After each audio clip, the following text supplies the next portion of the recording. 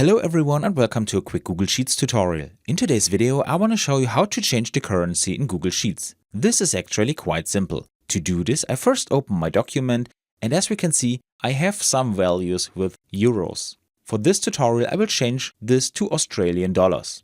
The first thing we have to do is to select the appropriate area. Now we go to Format, Number. Here we find the currency, which is euros for me, but we want to change this. So we go to Custom Currency down here. And here we now can select another currency. As I said, I will take Australian dollars because I want to show something. Usually this value is just displayed in dollar. If we click on this format, we can select different formatting types. I just want to say this because this could be misleading to be US dollars because this is not much of an indicator.